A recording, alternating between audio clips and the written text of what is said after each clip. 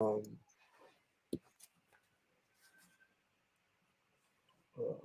live in a second. Con.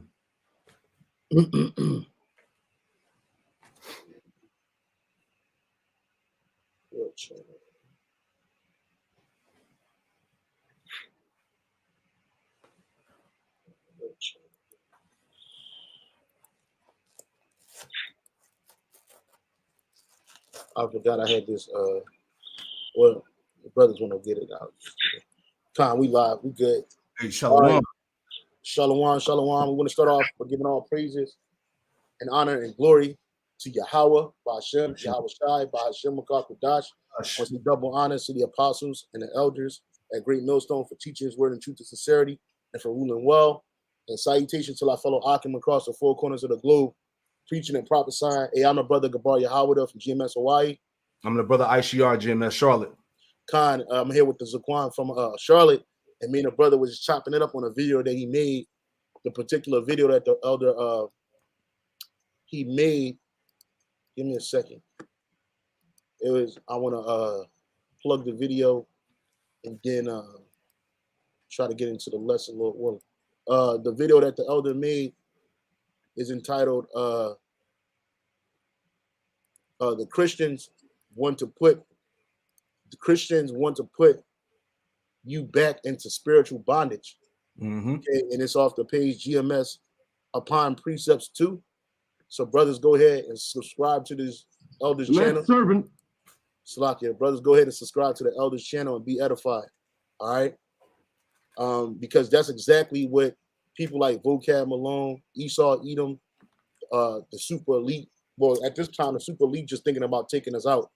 But the vast majority, even of our own people, they want to be put back in a bondage, spiritual bondage. And that's what we were in prior to waking up. A lot of us were Christians, a lot of us were Muslims or whatever, call themselves spiritual people, but you were following the wrong spirit. And that spirit that's in the world is a spirit of Satan. Okay. When you look at Christianity as it is today, is exactly what this man is repeating, is a manipulated version of the scriptures. And that's what the Negro Bible is all about, which we have right here. A picture of the Negro Bible, all right, in which Esau took various portions of the Bible out, the bulk of the scriptures out, to manipulate us. And I was telling the elder is no different than the antagonist in the movie Book of Eli. He wanted the scriptures from Eli because he said it's a powerful book and he can control people with it. Yep. You got it, elder. No, and that's a great point, because he wanted to use the scriptures to control the world, as you were saying earlier, pursuing to Isaiah 24. That's the reason why the whole earth is out of course. All right, because when you read that chapter, the Lord gave a decree. He gave a way of life on how the earth was supposed to be ran. So Esau transgressed against that, and therefore we have life on earth as we see today. You know, right? Absolutely, man. And when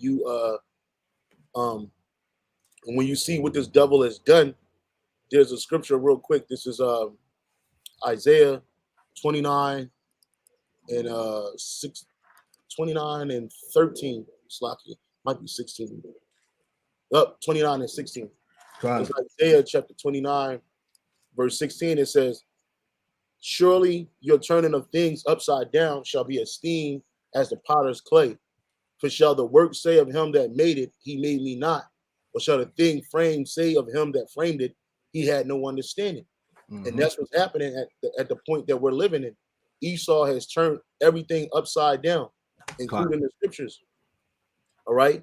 This is the reason why at one breath they can say this is a Christian nation, referring back to 1983 when Ronald Reagan made the year of the Bible. Yep. Okay. When you see them swearing in on a Bible, supposedly, swearing on a stack of Bibles, whenever they get into these offices, they, on one hand, they say this is a Christian country and they value Christian values. But then on the other hand, they worship Satan openly. Everything that's the Bible speaks against, everything that's contrary to the Bible, they uphold. but everything that the Bible pushes, they don't hold it in any regard. I got a precept for you real quick, just to add on to what you said. This is Job 21, 13 down to 16. Job 21, verse 13. It says, they spend their days in wealth and in a moment go down to the grave. Verse 14. Oh, no, read it again, Baba Kasha. This is Job 21 and 13. All right. It says, they spend their days in wealth and in a moment go down to the grave. Yep, that's right. Matter of fact, can you start at verse 8. All right. This is Job chapter 21 and verse 8. It says, their seed is established in their sight with them, and their offspring before their eyes. Yeah, so you see that these Edomites, they established their families right in front of us. And their offspring grow and healthy, and there's no problem with them. Go ahead. It says, verse 9, Job 21 and 9, it says, their houses are safe from fear, neither is the rod of the Most High upon them.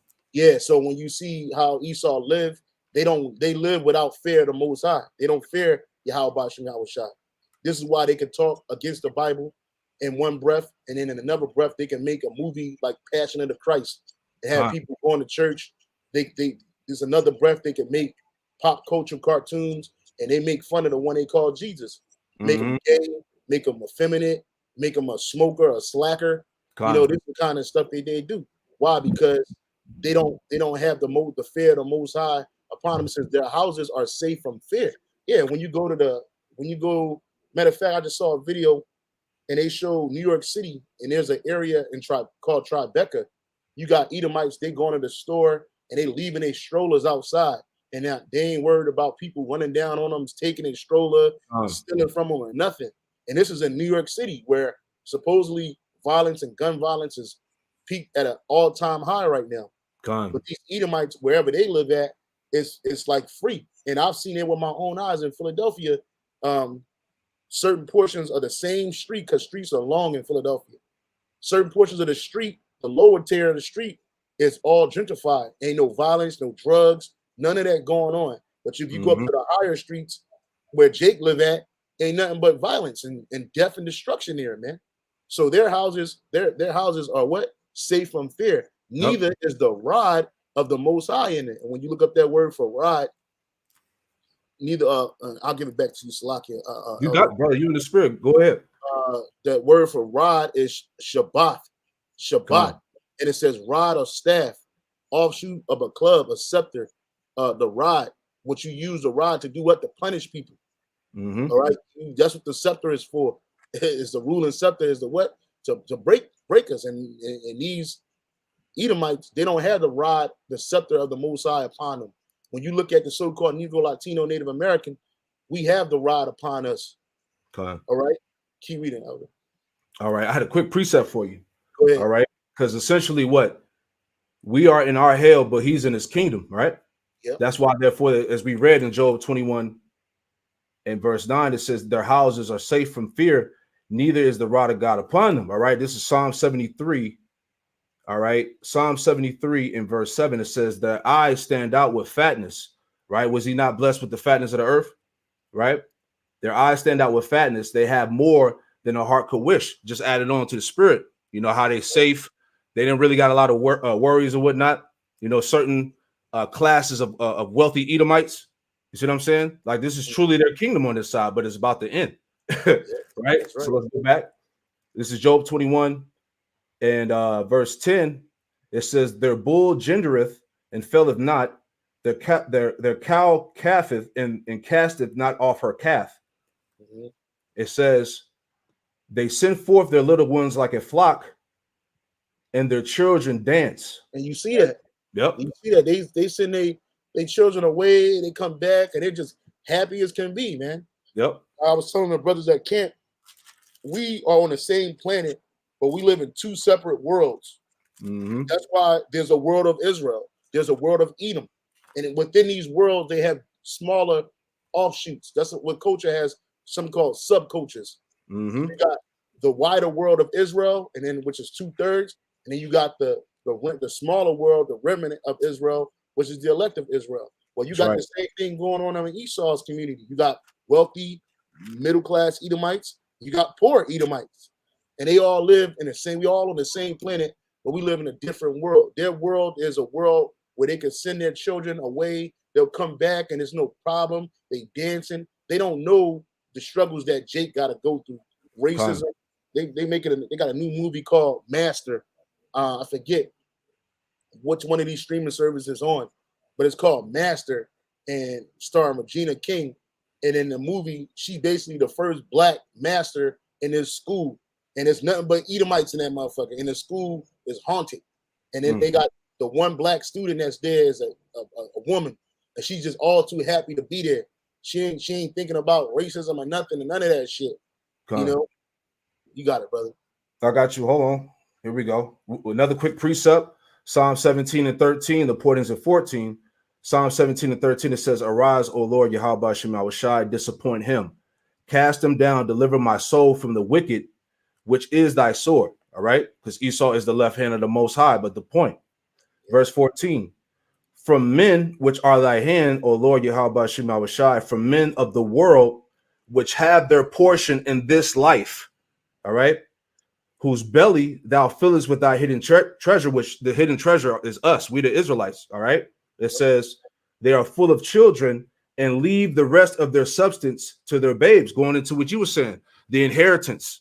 All right. The posterity and all that, man. They have no worries. They're able to just pass shit down, money, inheritance and whatnot. This is their kingdom, man. Yeah, that's why when one of us die, our people are left with debt. Our people are left with misery. But when their people die, they get houses. They got an uncle that gave them some bread, and it's just they're just living their life, man. Trust fund, yeah, and trust funds, all that shit, man. So people. Salaki. I'm sorry, I was gonna just say so we live in two different worlds, and that's why when Jake tried to get Esau to see his plight, Esau can't see it. Exactly. One is because they're disconnected. They're physically, mentally, and spiritually disconnected from whatever happened to us, which at the end of the day, it was supposed to happen. We're angry at it because we're being oppressed. Pressure make a wise man mad, but at the end of the day, it was a judgment of Yahweh Ba'ashem Yahweh Shai. That's why even in the kingdom of heaven, when you nations are going through what you're going through, even though we went through a similar situation, we're going to be detached from whatever y'all going through. We're not going to worry about how you being oppressed and why is it happening. We're not going to have intricate groups, intricate talks. Like, man, I wonder, so what makes an Edomite think the way he thinks? You all know he's fucking wicked. You know what I'm saying, bro? Ain't nothing to be said. You ain't got to get all scientific with it. He's the wicked, we're the righteous. He's the wicked, we're the righteous, man. You got it, brother. I'm gonna go back for you. This is Job 21, back in Job 21, in verse 11 again. They send forth their little ones like a flock, and their children dance. Verse 12. They take the timbrel and the harp and rejoice at the sound of the organ. All right. The point. They spend their days in wealth, in a moment go down to the grave. Verse 14. And you see that. These Edomites spend their lives, their days in wealth. And it says, and in a moment go down to the grave. An example of that, David Rockefeller. His life he spent in wealth, and he spent his whole life doing nothing but wickedness and contriving wickedness and evil against the Lord's people, the Israelites, and then and world domination. But in the moment he went to a grave, that nigga died in his sleep. That's right. He didn't have a horrible death. He didn't get shot in the head at 18. He didn't get diabetes and his leg cut off. Nah, that nigga died in old age, man. 99 years old. God. Yep. Job 21 and 14, it says, therefore they say unto the Most High, depart from us, for we desire not the knowledge of thy ways. And what is the knowledge of thy ways? The laws, statutes, and commandments, the word of Yahweh Ba'ashem Yahweh Shai. The Bible. The Bible is the words that's our knowledge in the ways. And they don't desire to know this. That's why you can ask the vast majority of Edomites, you believe in God? I believe there is something out there. Or no, I don't believe at all. I don't agree with that book. You know, that book doesn't agree with me, so I don't agree with it. That's their mentality. So they don't desire the knowledge of Yahweh Bashim Yahweh Shai. So that's why when they were taking apart the Bible, when they were taking apart the scriptures, it wasn't, they had no fear in that. There's a portion that says, why is Mac, this is off of the first Mac, this is off the King James Bible online, 1611. It says, why is Maccabees shown within the King James Bible? And it says, so when you click on it, it says the Apocrypha is a selection of books which were published in the original 1611 King James.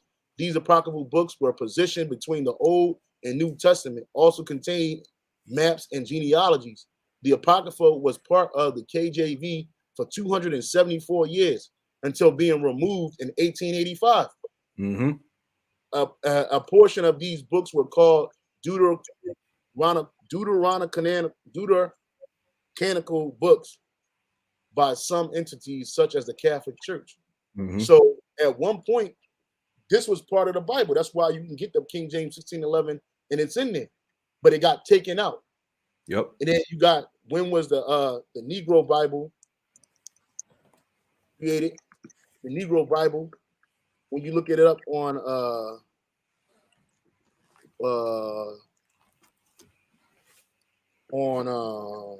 what's this? Yeah, select parts.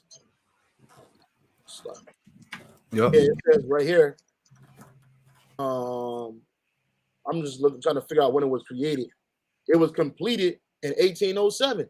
So that in 1887 they took the Apocrypha out, but in 1807 it was derived from the KJV. It says select parts of the Holy Bible for the use of the Negro slave. That's right. In the British West Indies. So they created this book in 1807. They had already been taking out scriptures, taking out portions of the Bible because they didn't want us to get our hands on it. Mm-hmm. Because this is a powerful book. That's this right. book will cause you to revolt. Well, what it did for us, it caused us to spiritually revolt from this place. Brothers, whether you know it or not, we are in revolt against Esau and his society. But we're doing it spiritually through the words of Yahweh Bashim al-Shai, following the script, following the plan. Mm-hmm. You know, you got it, brother. Nat Turner was one of the many examples of that rebellion. And when you go into the history, as the brother's getting into, all right, the slave owners, they feared that by them, you know, reading the scriptures and whatnot, they feared that ultimately we will wake back up. All right, because everything that's been done is to conceal our identity of who we are as a people. So they fear that Jake will wake up and rebel. So they had to introduce and force that Negro Bible upon Jake, you know, to keep him docile, to keep him obedient, you see, because they couldn't risk any more rebellions, you see. So this is all spiritual, as the brother's going into, you know. And that's why I just looked up a list of slave rebellions caused by the Bible. And this Nat Turner, you just mentioned Nat Turner. It says Nat Turner, also known as Southern Nat Turner's rebellion is also known as a Southampton insurrection, was a rebellion of enslaved Virginians that took place in Southampton County, Virginia, led by Nat Turner's rebel. I'm just looking, see if it mentioned anything about the Bible. Yeah, here it is right here. It says Turner learned how to read and write at a young age. He was identified as having a natural intelligence and quickness of appreciation surpassed by few. He grew up deeply religious and was often seen fasting, praying, or immersed in reading the stories of the Bible. He frequently had visions which he interpreted as messages from the Most High, and these visions influenced his life. At age 21, he escaped from his enslaver, Samuel Turner, after becoming delirious from hunger and receiving a vision which told him to return to the service of my earthly master. Look, that's the Lord. That was the Lord speaking to him. Man. This man, hey, when you fast, brothers, fasting is imperative in its truth. Why? Because you hurt your body, roughly paraphrasing, you hurt the flesh, but the spirit gets stronger. You know what I'm saying? And this man, and the Lord told him, hey, go back to your master. Why? Because we were supposed to be in captivity, but it was going to be set up for him to go do something greater. Let me keep reading. It said, return to the service of your earthly master. He returned a month later. In 1824, he had his second vision while working in the fields under the new enslaver, Thomas More. The Savior was about to lay down the yoke he had borne for the sins of men, and the great day of judgment was at hand. Yeah. And now Nat Turner, he probably took that and ran with it back then. You know how Jake get overzealous. You know what I'm saying? But that's the truth. The day of great judgment is at hand. And who is going to be judged? Who's going to be the severely judged besides 2/3 of Israel? Esau, Edom. So he was like, look, he was getting these visions. The spirit was on his man.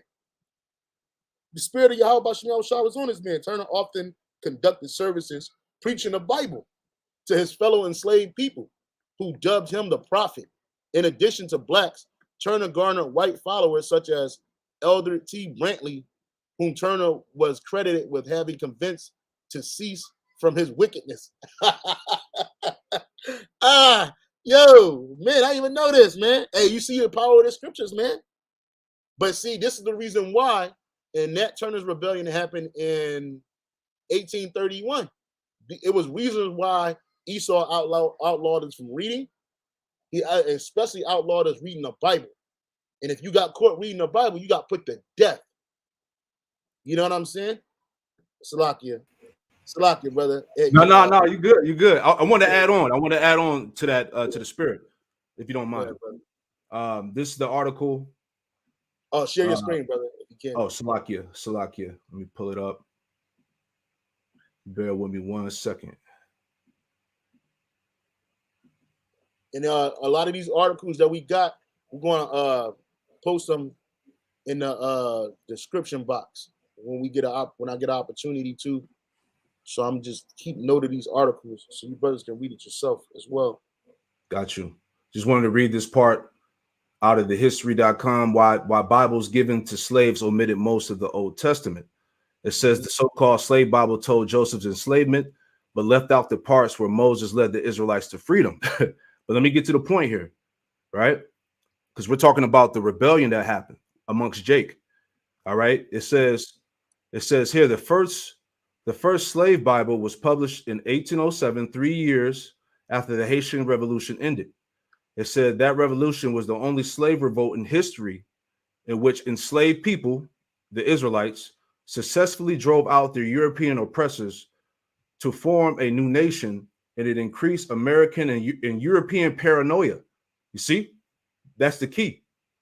Let me read that again. It says it increased American and European paranoia that the people they oppress would one day rise up against them. You see, and we are in them times, man. But this is happening. This is spiritual, though. You know. Last part, real quick. It says, just want to read this last part here. It says the Haitian Revolution could have been the motivation for publishing a Bible without the part where Moses tells the Pharaoh, "Let my people go." Missionaries and planters may have thought that Christianity, at least certain parts of it, would protect against revolutions by teaching enslaved people to respect their masters. Boom, man. There you go.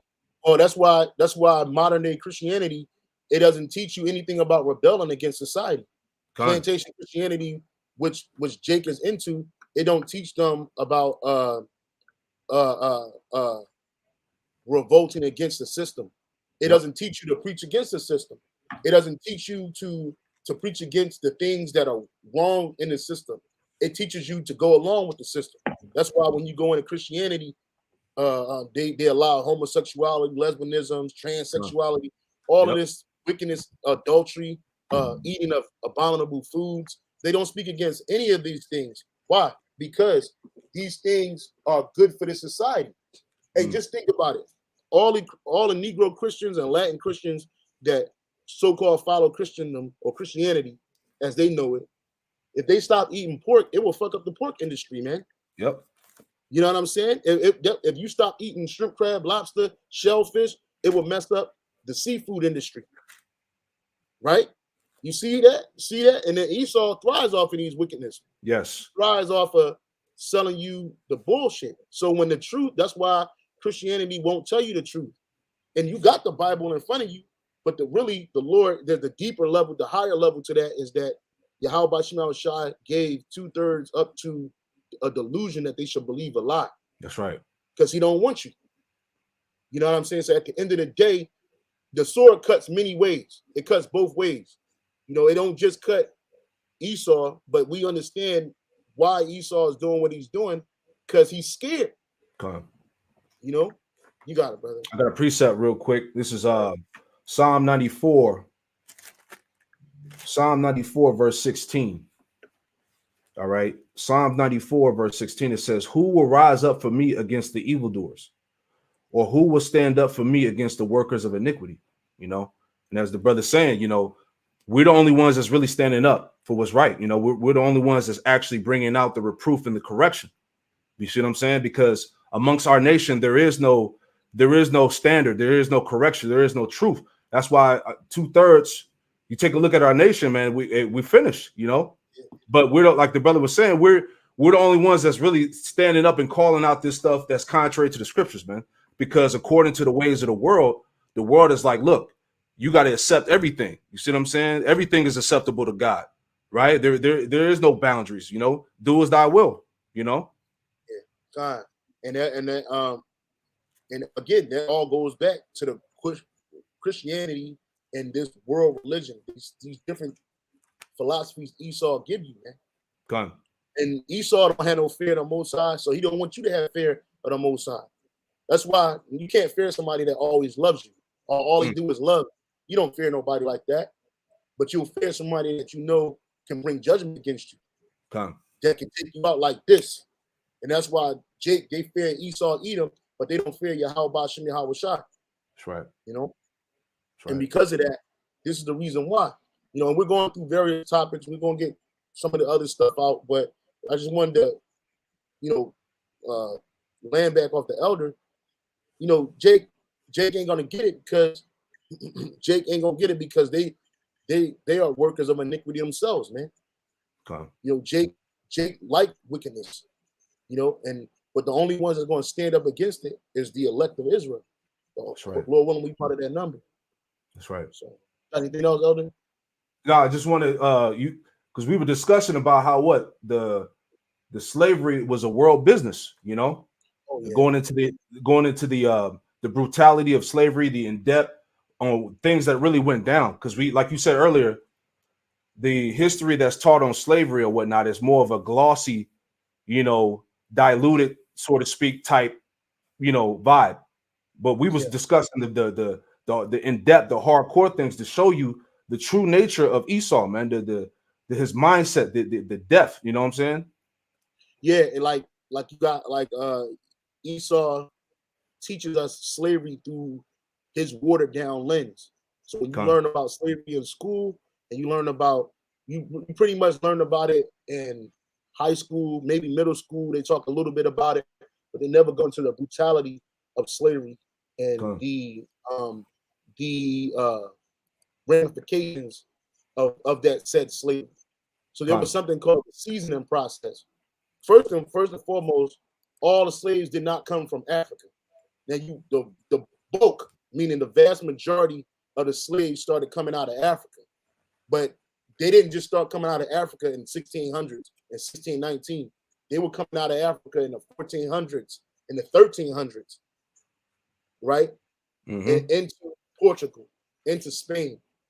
You had Jake that had power, Jake that was nobles, that they didn't look at them people as the same individuals, even though they were the same color.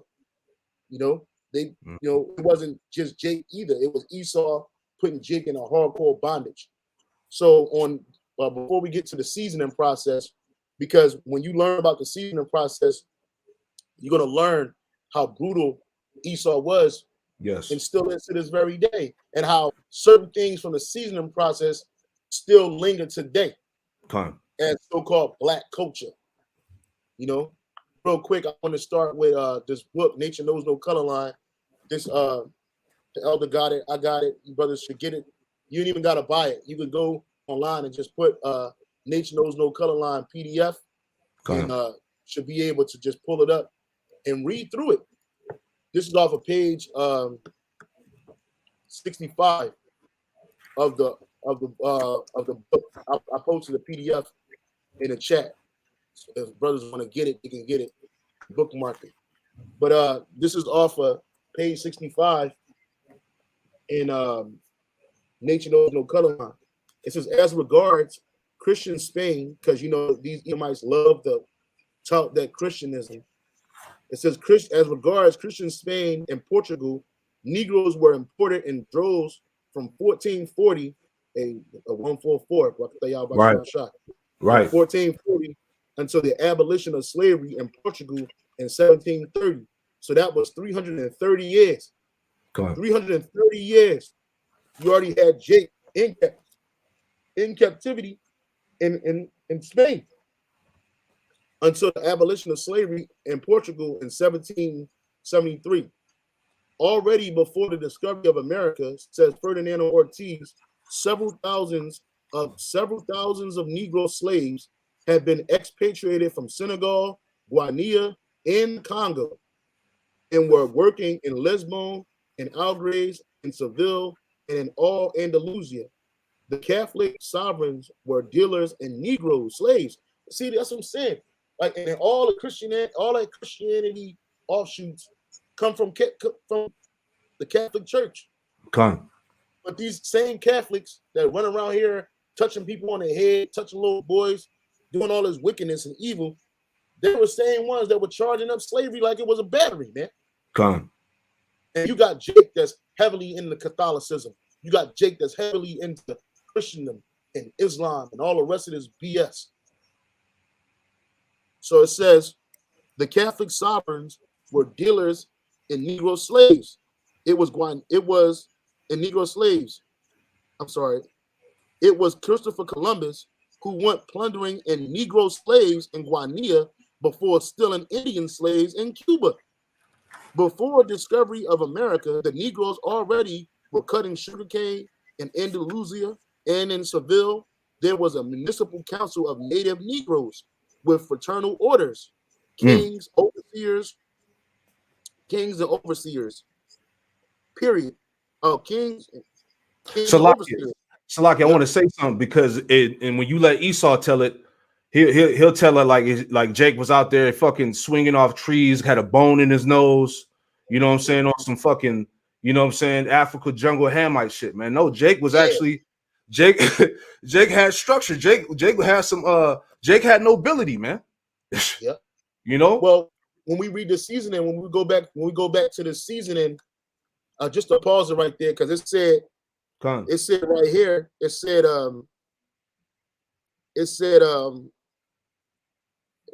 and in Seville, there was a municipal council of native Negroes with fraternal orders, kings, and overseers. So you had Jake that were overseeing other Jake that was in captivity.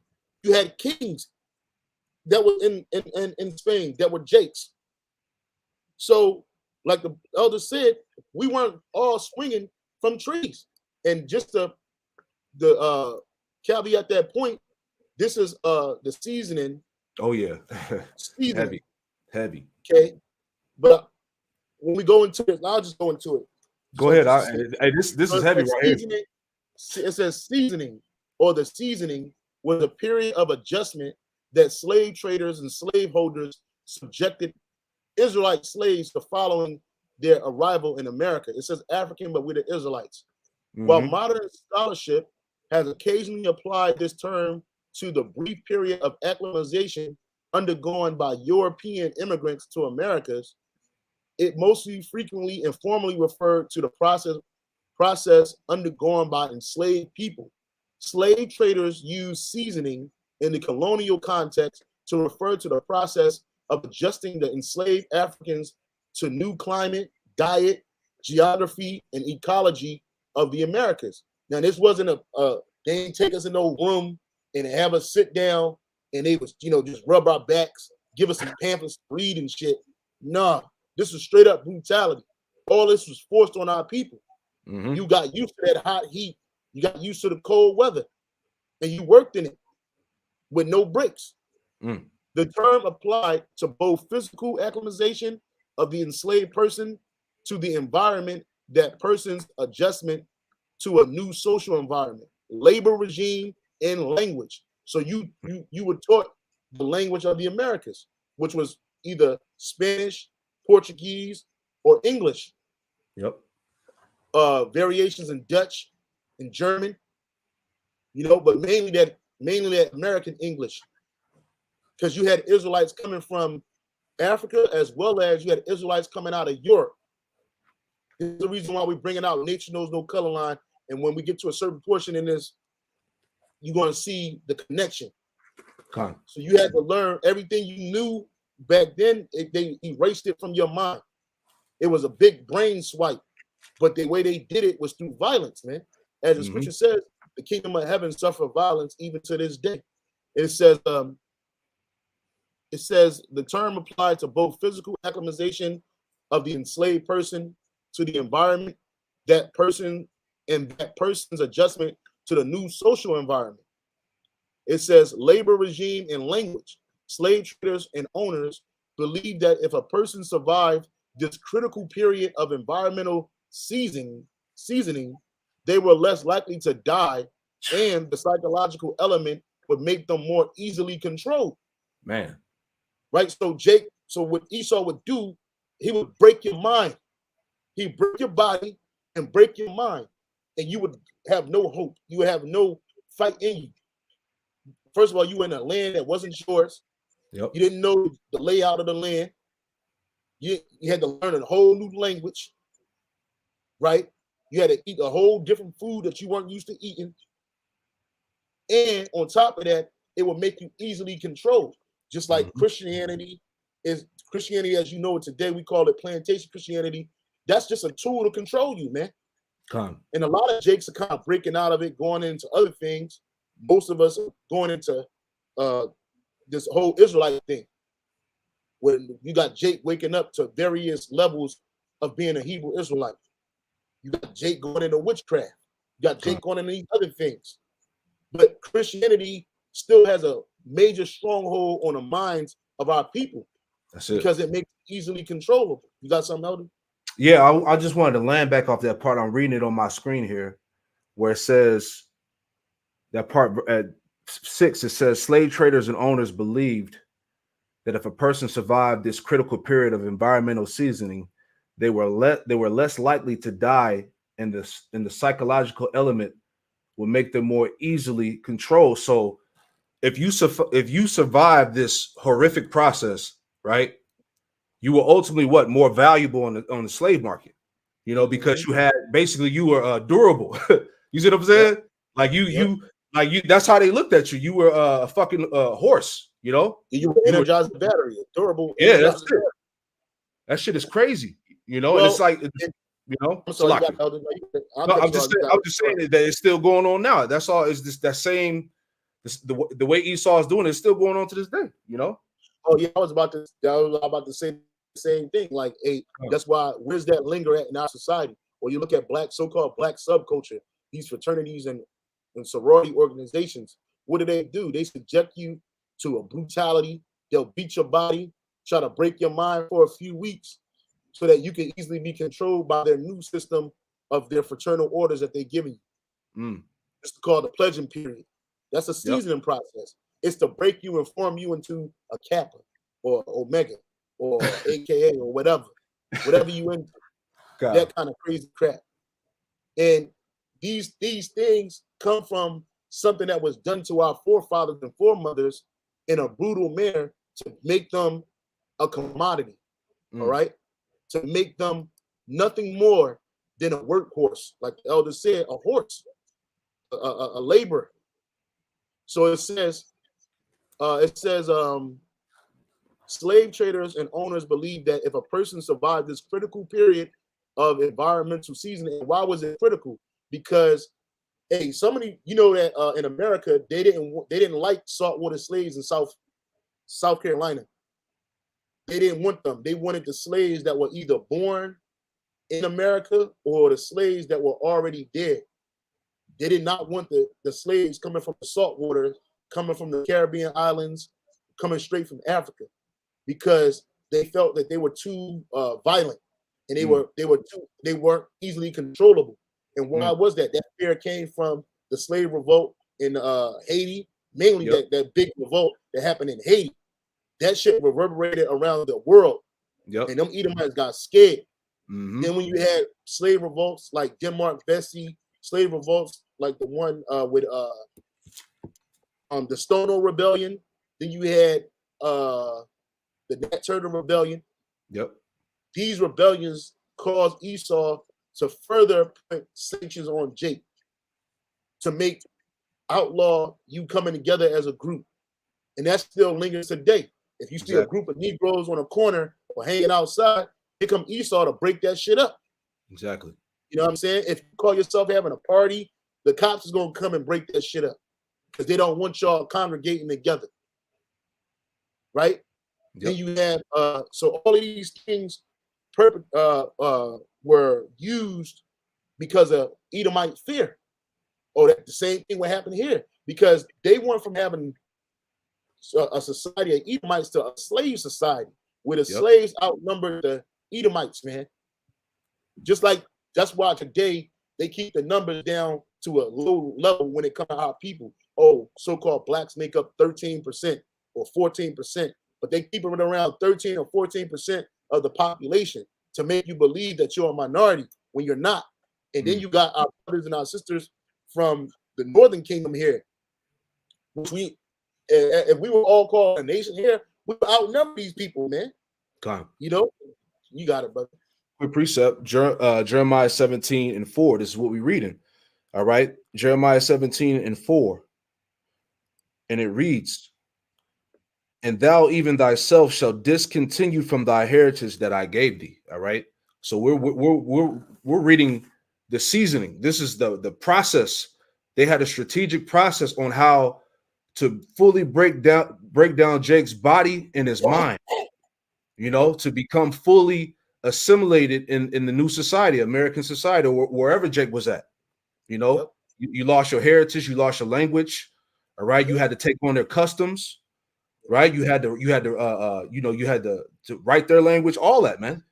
You know, but reading it again, Jeremiah 17:4, and thou even thyself shalt discontinue from thy heritage that I gave thee, and I will cause thee to serve thy enemies in the land which thou knowest not.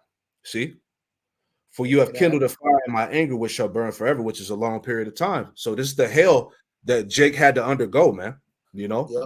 And it said it said we will serve our enemies in a land which we know is not. And our people didn't know this land, especially the Southern Kingdom. We weren't not every Jake was a traveler, man. You know what I mean?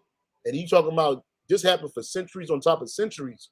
So once they so-called clear Europe out, they just went on a big African spree, man. They get them from Africa too, and get them from this area. Focus on them on this area, the western coast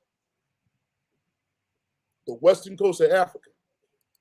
This area right here, not all of this area right here. What they call this area sub-Saharan Africa. Okay, and in this area, you had Jakes that weren't just into taboo religions like voodoo and all that other stuff.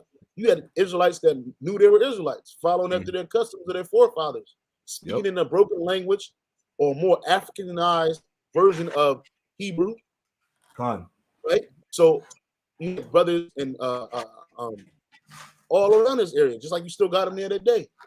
And like the elder said, that was there to break all that up. So you can you discontinue from your heritage that you once knew. That's why when you go to there's a database for a slave database that you can go to. All right, there's a database that you can go to, and if you type in Yah, names like Yah, or Hebrew names, a ton of these names are going to come up. Okay. Type in, you go to the database, you go to this database right here.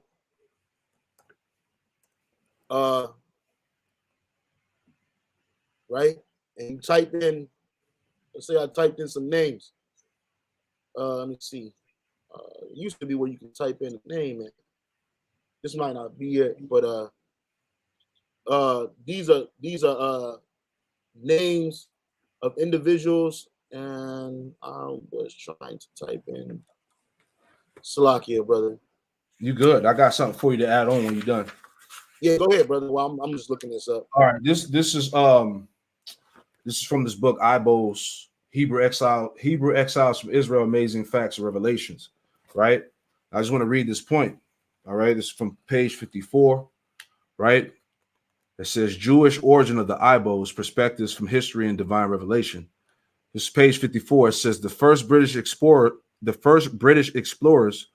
who met the Ibos of Nigeria were quick to identify them as a branch of Hebrews. Based in 1938, it says, and so simply refer them as Hebrews, Hebos, Ebos, and later Ibos, right? It says, but during this time of the first documentation of history of the Ibos, the early Ibos who knew very little or no English, following the pronunciation of the new version of their original name by their colonial masters, deviated from the name Ivite as an Ivet, Eglarui, or Ivrit. It says Ifit or height. It says, and began to use the popular new foreign language of the colonists, so also refer to themselves as Hebo, a corruption of Hebrew, or accepted to be called Hebo. All right, that's just the point I want to bring out. So it's all there, man. You know. And this is the slave voyages page that I was just looking up. Yep, the slave voyages pages I was just looking up. Trying to make sure. So I just typed in Yah, a name for, like, this is the first name of the Most High, Yahweh, first portion of the Most High name. Look, you got brothers named Uriah here. Yarya, that's a Hebrew. Kadarya, that's Hebrew.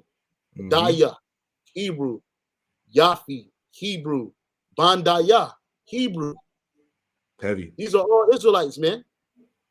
Enya, these are people that were grabbed up from what? The Igbo people. Hebo. Look, brother, it says Hebo. You can't make this up. I'm not making this up. I'm not making this up, bro. Oh, I'm sorry, I got excited. Bro, I'm not making this up. These are Hebo people, bro. Hebo, Hebrew. Now, people, vocab Malone will probably see this like, oh, you just make Hebrew. It sounds the same. No, nigga. When you look at, and you go in that book that the elder just brought out, it tells you that the word Ebo and Hebo and Ibo were corruptions of the word of the name Hebrew. Exactly. Because of the way that the Edomites spoke. They knew who they was taking, man. Hanya, that's Hebrew. Anya, Inya, Hebrew. These are Hebrew names. These are Hebrew names. Just to show you that they knew who they was taking. Baya, Bayiya, Deya, Baya, Jinya, Akadaya. Come on, man. These are all Jakes. You know, I'm just showing you that, like, it got to a point where, and this is like in the 1800s. So they just went on a spree in the 1800s, grabbing up Jake from these different places, man. Yep. You know. So where was that? Going back to the season. Hey, you got it. I'm sorry, you got it, brother. Now, I just want to add this one last point. Salakia, brother. The spirit hitting, you know. Just going back real quick, it says of the colonists, of the colonialists, and so also refer themselves as Hebo, a corruption of Hebrew, or accepted to be called Hebo, Ebo, or Ibo, as a way of associating themselves with the new emergent new culture of the colonial master. It says, this corrupt version of the English word Hebrew remained unnoticed or was deliberately allowed to remain unchanged, even when noticed by British authorities, so as to serve as a mark of a derogatory distinction between the European Hebrews, who are mostly whites, and the Nigerian Hebrews, who are mostly blacks. And henceforth, all the early history works or books on the eyeballs bore the corrupt version of Hebrew, that is Hebo, Igbo, or Ibo. There you go. That's it, man. And it showed you that these people knew who they was taking. They didn't take Sudanese people. They didn't take North African people. They didn't take South African people. They took the Israelites that were staying up in there. And, you know, our numbers can fluctuate to high numbers when we left alone, man. That's right. Why Gad, Reuben, Issachar, and the rest of the Northern Kingdom, millions of people were here because Jake was just flourishing, man, until it was time to go. Okay, so going back into this seasoning in slavery, it says this process took place immediately. I'll read it back again. It says slave traders and owners believed that if a person survived the critical period of environmental seasoning, they were less likely to die, and the psychological element would make them more easily controlled. The process took place immediately after the arrival of enslaved people, during which their mortality rates were particularly high, meaning they died. These new or saltwater slaves were called outlandish on arrival. Those who survived this process became seasoned, typically commanded a higher price in market. For example, in 18th century Brazil, the price differential between new and seasoned slaves was about 15%. The regional variances. Atlantic Creoles made up the first generation of enslaved people. Atlantic Creoles were often mixed race, integrated into and familiar with European society, and gained freedom at higher rates prior to the 18th century. Why? Because you had the reason why they were already familiar with European society. You had Israelites that was already in Europe, man. It said they made up the first generation. So it wasn't just Jake getting raped by Edomites. You had Jake that were having sex with Edomite women in Europe, and they knew how European society worked. They knew the language. They knew the culture. And this is to prove to you that the Israelites came out of Europe, man. You had Edomite, you had Israelite slaves coming out of Europe as well as Africa. Okay.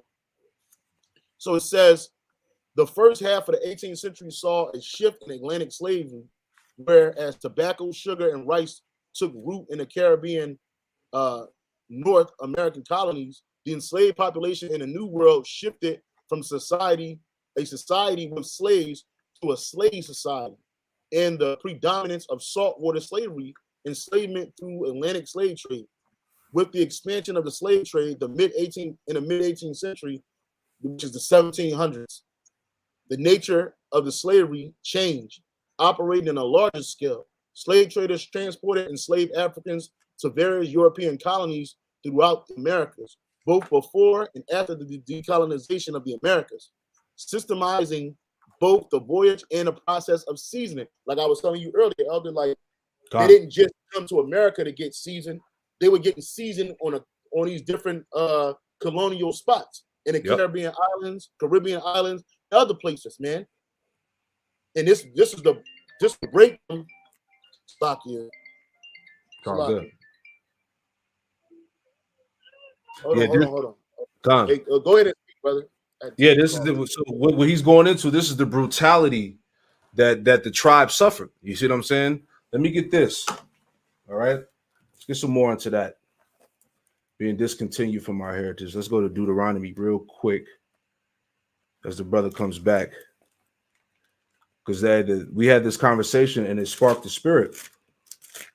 You know, Jake, when we say Jake caught hell, Jake truly caught hell, man. You got to understand that when you read some of this scholarship here, man, some of this material, you know. But this is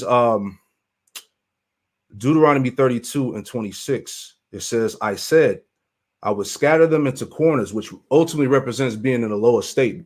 All right, being at the bottom, suffering this bondage that we're reading about here, man. All right, being brought completely low. It says, I said I would scatter them into corners. Deuteronomy 32 and 26. I said I would scatter them into corners. I would make the remembrance of them to cease from among men. All right. So as we're reading the seasoning process, this is really how our remembrance began to cease, man. We had our culture, we had our life beat and taken from us, man. All right. And we had to take on a new identity in a new society wherever we dwelt at, you know, anywhere in the world. Because remember, according to the scriptures, the scriptures say that Jake was scattered into the four corners of the earth. You see what I'm saying? So everywhere Jake is at, according to the curses, let's get that real quick. You know, we just rolling in the spirit till the brother come back, elder come back. Let's go to Deuteronomy real quick. All right, bear with me. All right, let's go to Deuteronomy. Get straight to the point.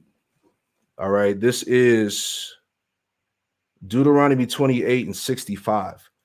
All right, Deuteronomy 28 and 65. And it reads, it says, among these nations shall thou find no ease. So wherever Jake was scattered to, all right, he called living hell. He was seasoned. All right.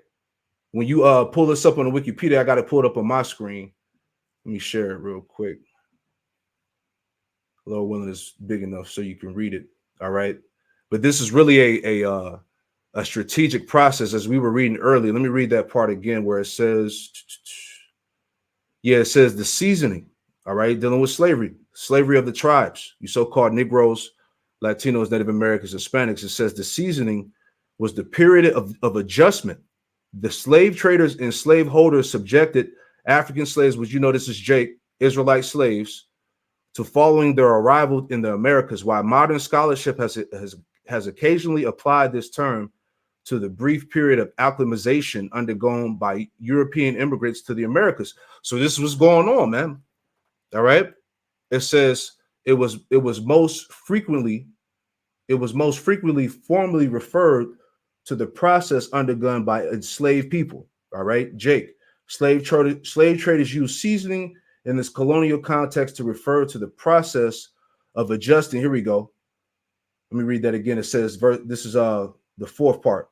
It says the slave traders use seasoning in the colonial context to refer to the process of adjusting enslaved Africans, all right, Israelites, to the new climate, the diet, geography, and ecology of the Americas, man. So this was a whole process, man. You had to adjust to the environments.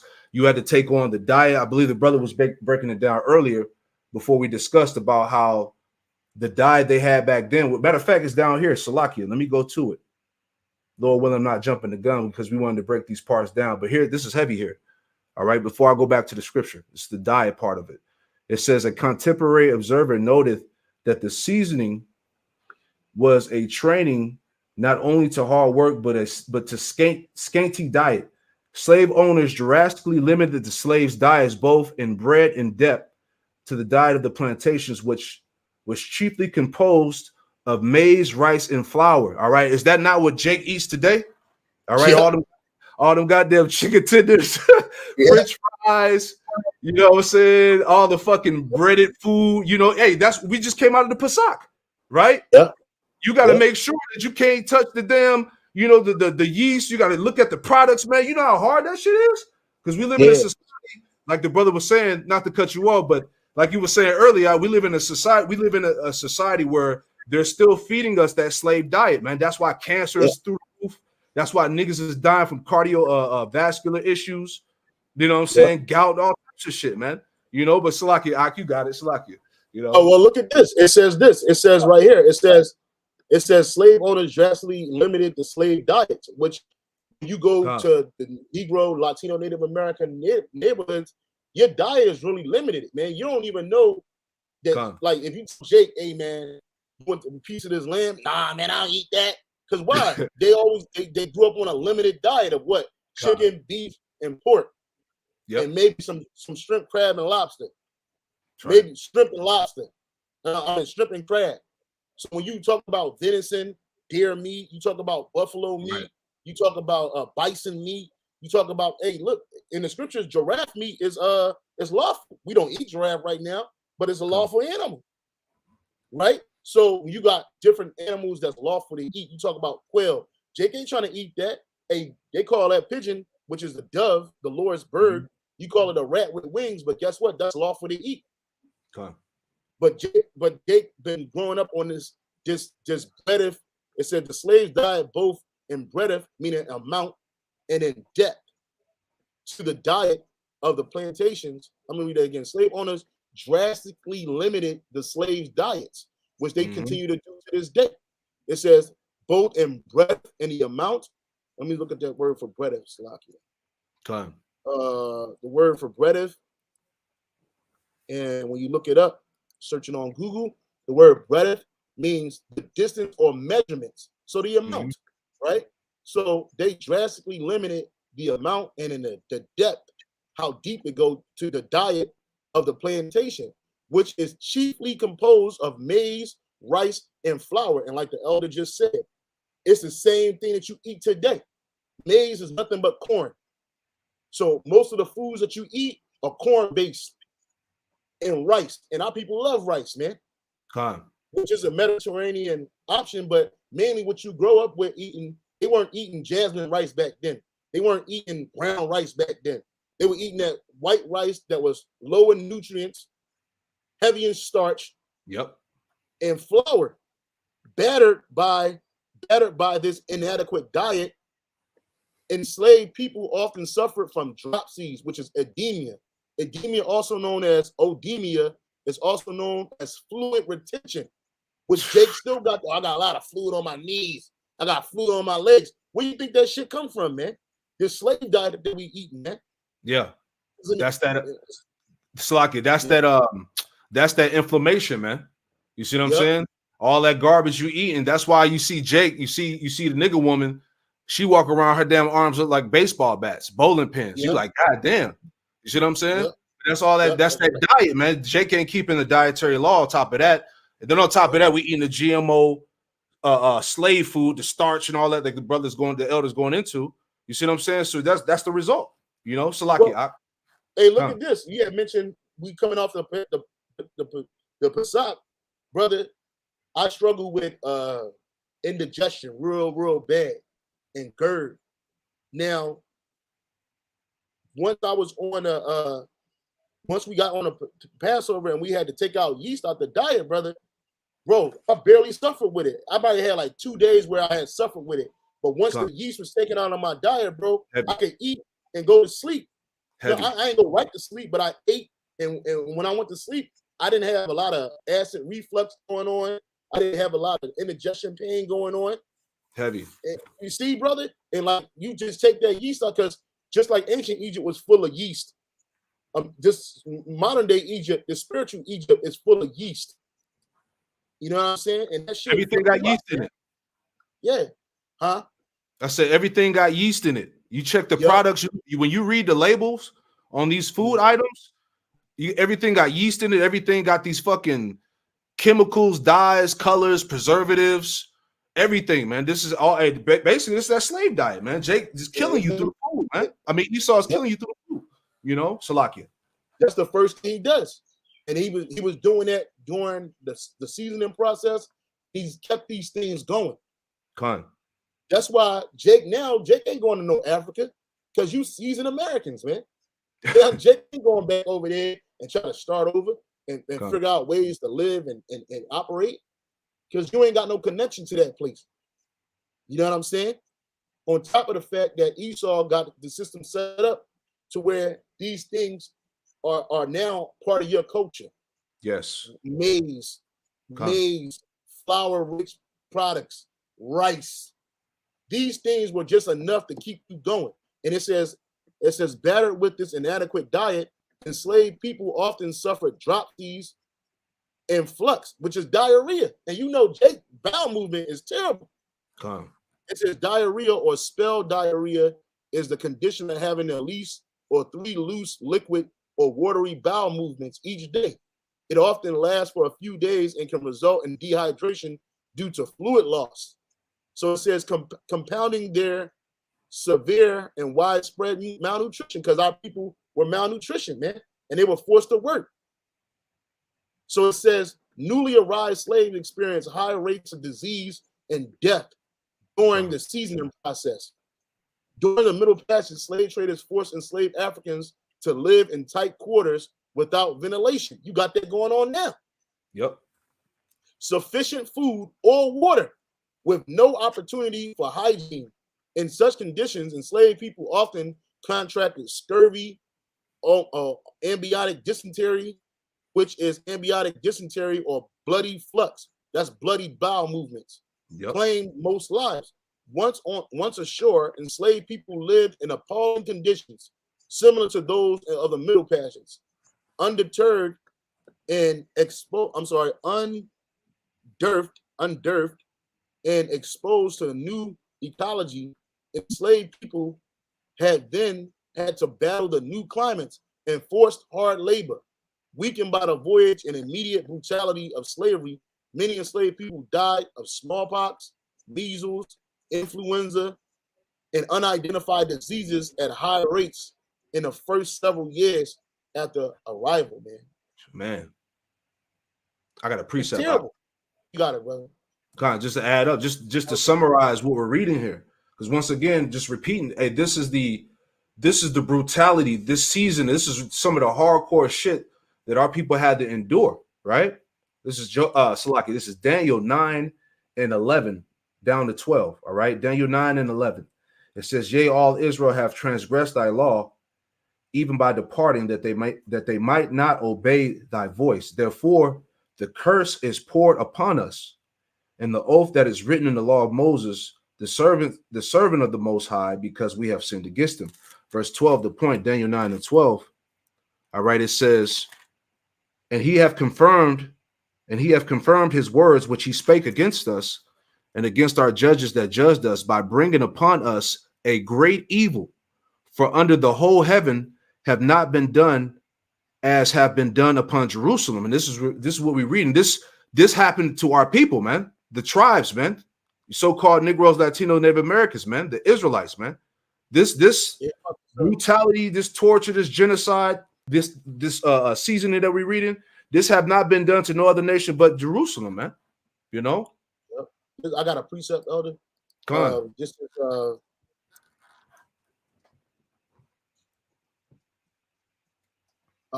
is Isaiah.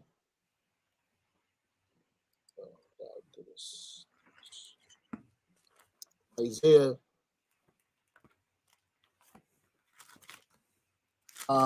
Isaiah 47:6. It says, "I was wroth with my people. I have polluted mine inheritance and given them into thine hand. Thou didst show them no mercy. Upon the ancient hast thou heavily laid thy yoke." See? And that's what you people did, man. What we're reading is no mercy, man. It was no mercy from the time you got over here, even to this very day. Okay? They had no mercy. They ain't got no mercy on your body, mind, or spirit, man. Come. And we showing that through various angles. You got it, Juan. Oh, I got something to add on there. All right. Yeah, because and it's crazy, you know, just going back to it, how when they physically broke your body and they mentally destroyed you, now you have worth on the slave market, man, because you're fully adaptable. You know what I'm saying? Like you're not gonna give any resistance. You see what I'm saying? You're gonna be fully compatible with the system, with the devil, whatever the case is. You know what I'm saying? This is real quick, just to add on to that point, man. You know, this is Baruch chapter 4, and Salakia, let me find it. Okay, here we go. Baruch 4 and verse 14 and 15. It says, let them dwell about Zion, come and remember ye the captivity of my sons and daughters, which the everlasting have brought upon them. Verse 15. It says, for he have brought a nation upon them from far, a shameless nation. All right, dealing with, so-called, dealing with Esau, the European, the Spanish, the French, right? Ultimately, what? The Idumeans, right? It says, for he have brought us a nation upon them from far, a shameless nation, and of a strange language, because Jake wasn't speaking, you know, the Spanish, the English, the French, or whatnot, right? It says in of a strange language, who neither reverence old man nor pity child. You see, he didn't have no mercy on the old man. All right, he worked Jake until he died, literally on the spot. And then the young boy or young girl, man, had him out there 5-6 years old in the heat picking cotton, man, or whatever, you know. Yeah, man, and that's why these Edomites, when we talking about them having to go into captivity, them having to go through what we went through times two, they get offended, they get mad. But see, that's the reason why the nation's going to be broken. What the scripture said, we're going to break them with a rod of iron. We're going to break these nations with a rod of iron the same way they broke us, man. But we're going to do it righteously. Now, we're going to deprive you. You're going to be deprived of food. You're not going to get the best food, but even our worst food in the kingdom is going to be better than your best food here in this kingdom.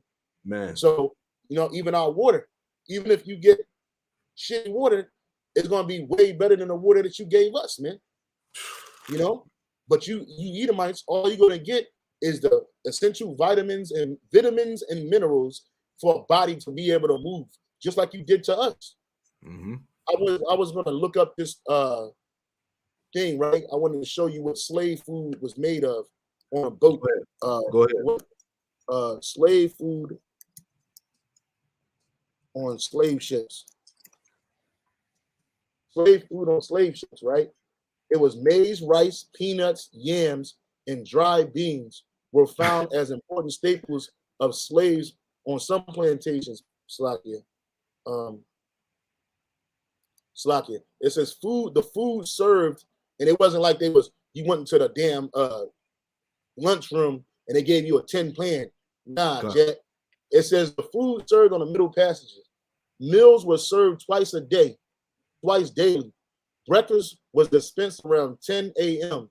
and another meal in the late afternoon around 4. In good weather, slaves ate in groups on deck. In inclement weather, meals were had in the slovenly holds of the ship. Slave groups / gangs, which they call you today. That's right. They call gangs today, were typically required to save grace before eating. Slave gangs were typically required to say grace before eating to give thanks after their meals. In order to monitor food intake and prevent slaves from deliberately starving themselves, the process of eating was sometimes directed by signals from a monitor who indicated when slaves should dip their fingers or wooden spoons into the bowl. And when they were conditioning you, bro. Yep. Fucking conditioning. Fucking Edomites gonna pay, man. Fucking pay, man. You gonna fucking pay, man. You Edomites did us dirty, man. That's right. Slacky, man. That shit just pissed me off, man. Like, what? Bro, they gonna fucking pay, man. It says, man, you ain't getting shit. I don't give a fuck. My slaves gonna rob dead, bro. Starvation. I'll bring them back to life with spiritual powers, bro. Not a problem, bro. Get to work, man. You ain't getting shit, man. You get packed on them slave ships like sardines, man. Worse, man. You gonna get packed like a big bale of cotton in a press, man. Mm-hmm. That's how packed you're gonna be, man. And I don't care if you ain't got no oxygen. I don't care if you ain't got no water. You ain't getting shit. Like my man on that video said, hey, it's my shit. You get nothing, man. You get nothing, man. Fuck out of here, man. Fuck out of here, man. It says, I was like, yeah, they just me off, bro. I just like, anyway. I got two for you. I got two for you. Hold on. I got you. Hold on. This is James. This is James 2:13. It says, for he shall have judgment without mercy that have showed no mercy, and mercy rejoiceth against judgment. You know? Right. You got it. Right. I got one more for you. That's no mercy, man. Ain't no fucking mercy at all. It says the process of eating was sometimes directed by signals from a monitor who indicated when slaves should dip their fingers or wooden spoons into their bowls and when they should swallow. Damn. That's right. It was the responsibility of the monitor to report slaves who were refusing to eat, the penalty of which was severe whipping and or force feeding by use of a spectrum aurum or a mouth opener that was used to force food down a Racalian slave's throat. The typical slave ship diet included rice, farina, yams, horse beans. Occasionally, brands was included. Some slavers offered their slaves the so-called African meal once per day, followed by a European meal, and an even which consisted of horse beans boiled to a pulp. Most Africans so detested the European meal that, given an opportunity, they would oftentimes superstitiously throw it overboard rather than eat. Damn. It says slaves from the various slave regions of West Africa had their food preference. Those from the Windward Coast tended to prefer rice, while those from the Niger Delta and Angola preferred manioc, cassava. Though it was bulky and had a lower shelf life, unless dried flour form, and was therefore less frequently offered. Slabber sauce, comprised of palm oil, water, and pepper, was sometimes added to the food, to the relative delight of the slaves, since palm oil was a popular ingredient in West African cuisine. For drinks, slaves were provided half a pint of water twice per day. Oh my God. Damn. Occasionally, pipes were circulated, affording each slave a few puffs. The fuck? And then look, they give you that shitty ass diet, they give you a cigarette. You gonna fucking pay. You gonna fuck you eating like up, man. It's gonna break you, man. It's gonna fuck you up, man. I'm just gonna tell you, it's gonna be brutal, bro. It's gonna be brutal when the Lord give us the spirit and the power, give us those new bodies, bro, and we break out of these chains, bro, and we come out them chariots, man. It is gonna be over for the earth, man. Right. It's gonna be done. It's gonna be fucking done. Oh, yo, you gonna be. We go, man, they did this dirty. Yo, it says logbooks were carefully kept of ship's provisions so as to avoid shortages at sea. When inclement weather in the middle passages prolonged a ship's journey across the Atlantic, food and water allowances were reduced. So if you had bad weather, you wasn't getting no food, man. Damn. Or so-called food. And in an infamous case in 1781, the slaving vessel Zong, headed to Jamaica, became short on food and water while also experiencing an outbreak of disease. The captain decided to jettison 136 slaves whom the captain argued were too sick or too weak to recover, claiming that throwing those 136 slaves overboard spared them the lingering death. And you can also, whenever you look up the Zong incident, they got pictures of Edomites throwing Jake, the Zong massacre, throwing Jake off the water, the Zong massacre, 1781. And they got pictures of Edomites throwing Jake off overboard, man. You know what I'm saying? Heavy. See, we ain't got to worry about that. Ain't nobody gonna get lost, man. Ain't gonna be no Edomites lost at sea unless we want to get y'all eaten by sharks. No. It's gonna be bad for you, but you're gonna make it to the destination because it's time to go to work. And you're gonna get off of them ships and you're gonna get to working. You're gonna get to working, and you better work. You better work. Oh man, y'all did us dirty, man. When they said Jefferson, brother, what they did was they chained everybody up. They chained everybody up by the leg. So then they tossed one into the water. So as he went down, the chain weight pushed him down, but it also pulled the other slaves off.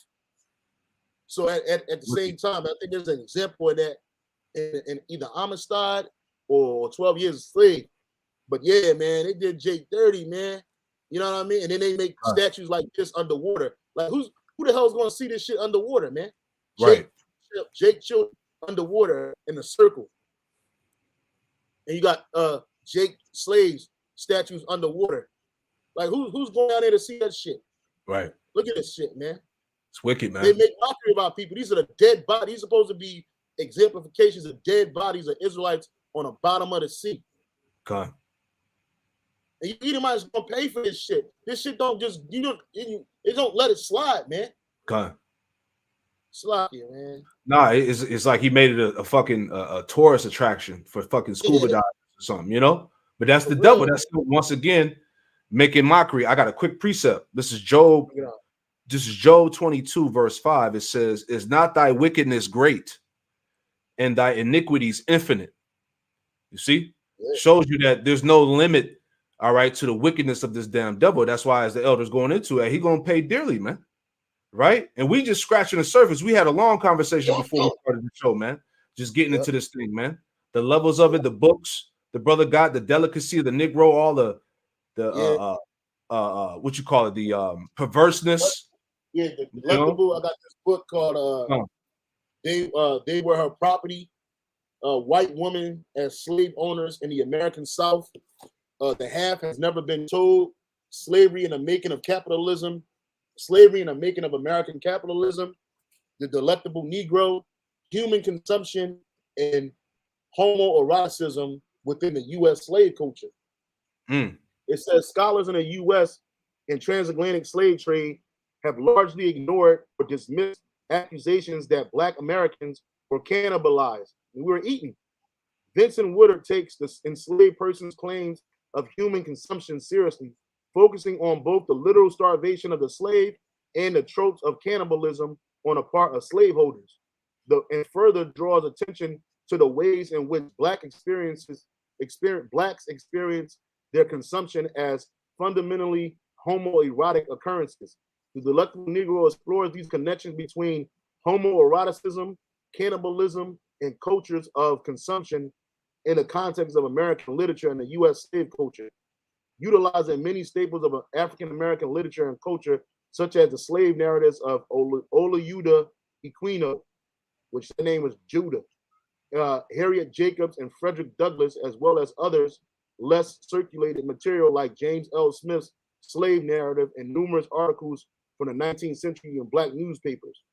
Says Woodard uses these texts to unpack how slaves struggled not only against social consumption, but also against endemic mechanisms of starvation and hunger designed to break them. And that's what this, I got a scripture real quick. This is Ezekiel chapter 35, verse 5. Because thou hast had a perpetual hatred and hast shed the blood of the children of Israel by the force of the sword in the time of their calamity and the time that their iniquity had an end. And that's what you Edomites did. Your hatred, they never subsided. It never went anywhere.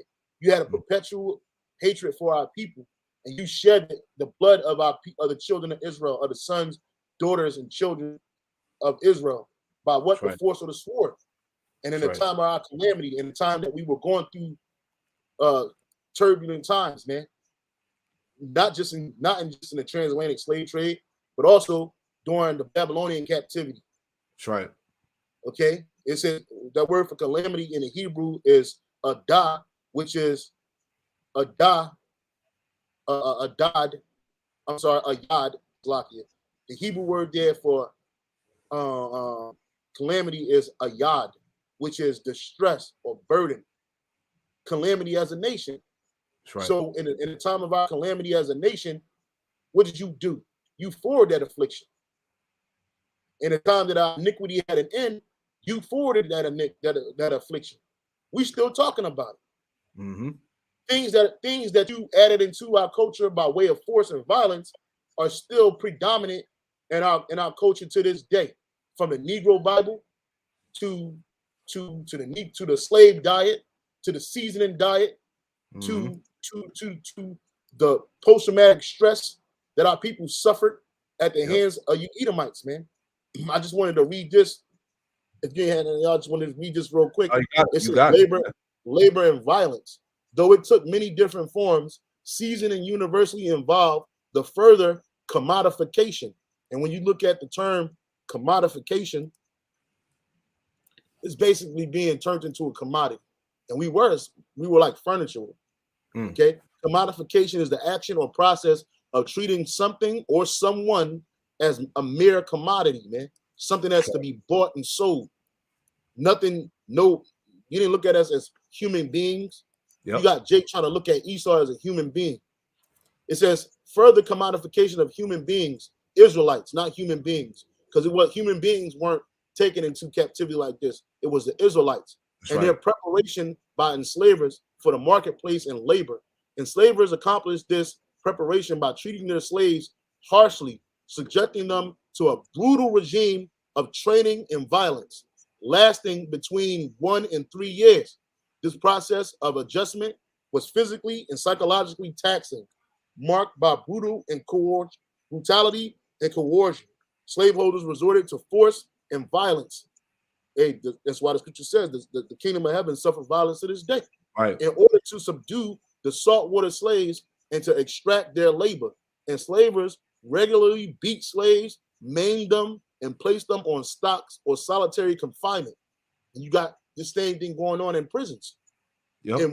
In one particular cruel practice, slaveholders would whip a naked woman, often pregnant, and pour salt, pepper, or wax into her open wounds.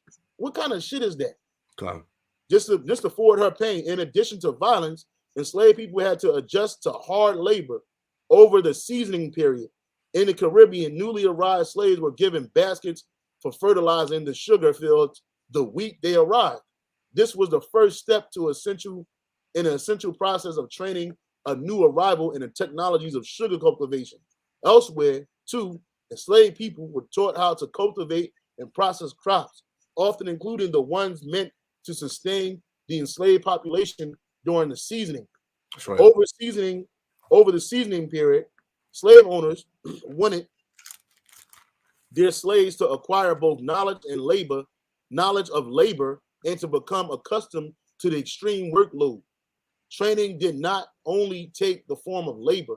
Enslaved people were also taught the language of the colony, either by other slaves who had already undergone a seasoning process or by white overseers in a plantation.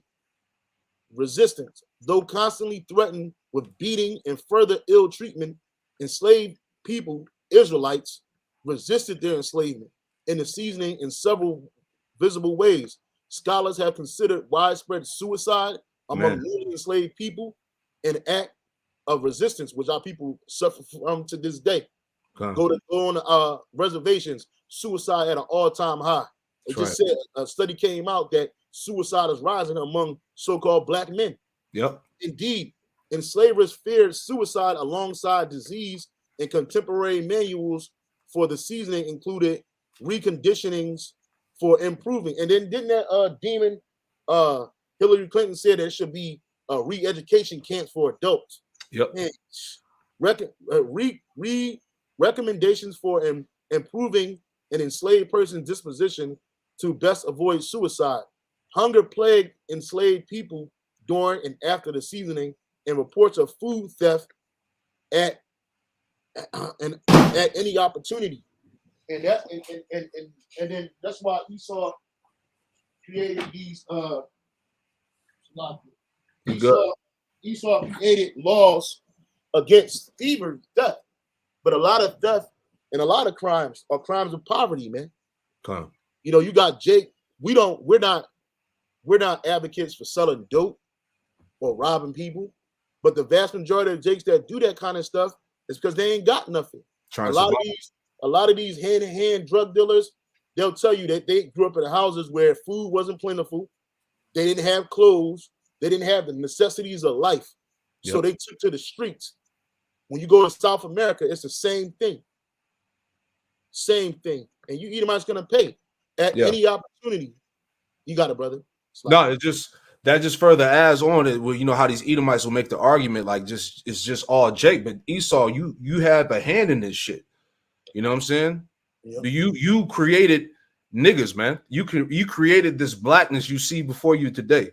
You know, you played a role in these conditions of our people. That's why the Lord said that you gonna drink double of that cup, man. That's right. Right? Because Esau tried to downplay this.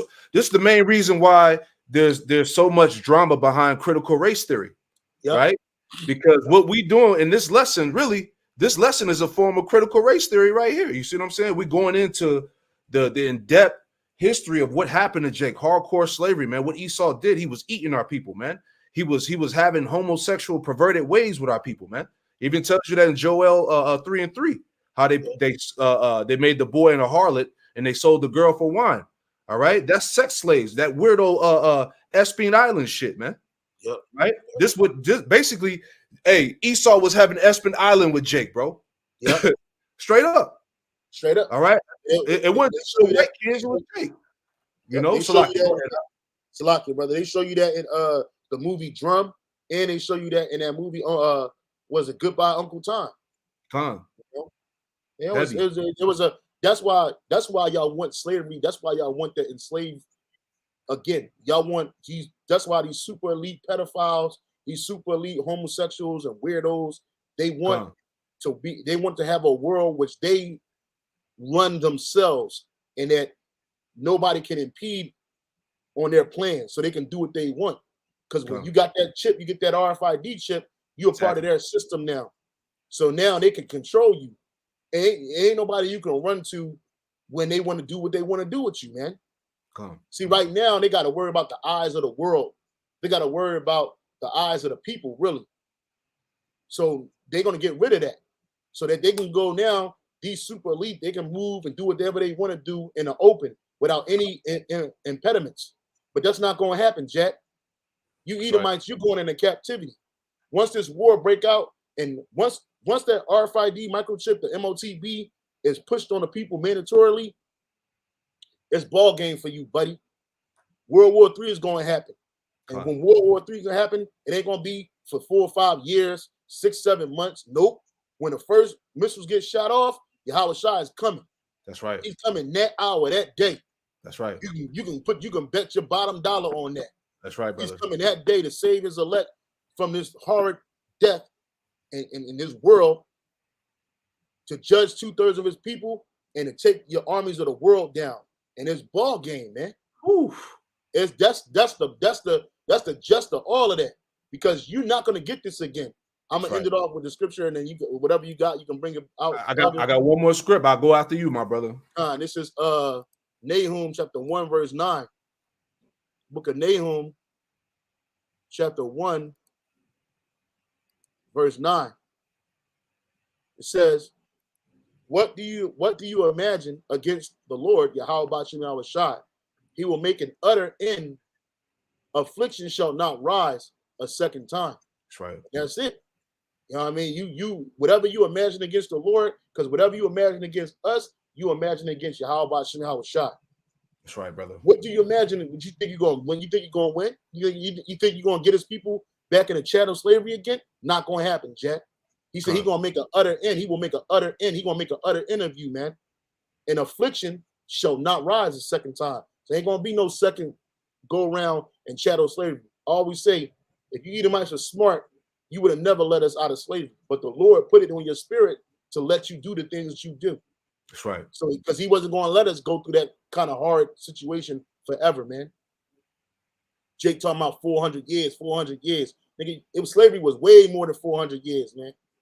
You know what I'm saying? But it might have been 400 years in America, but you still in slavery to this day. So it is more than 400 years.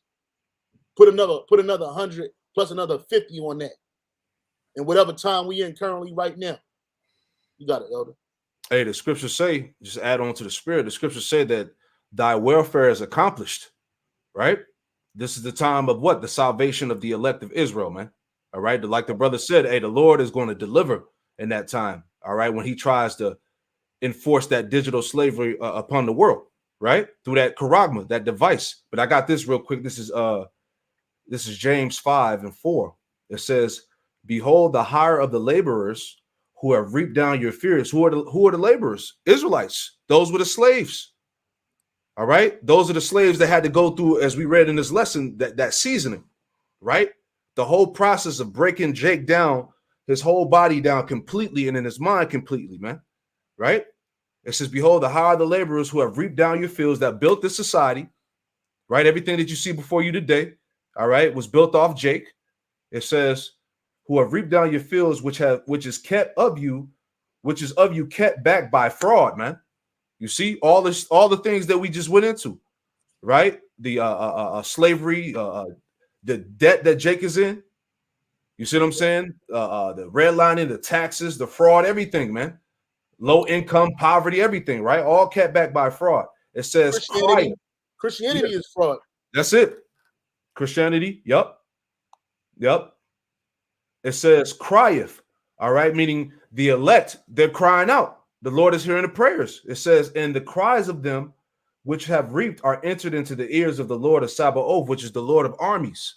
All right, Yahweh Shai and the angels, man, the powers of heaven, they're going to come back and take down this beast, this system. He's not going to allow, like the elder was saying, Esau, Yahweh Shai is not going to let Esau fully defile his woman, right?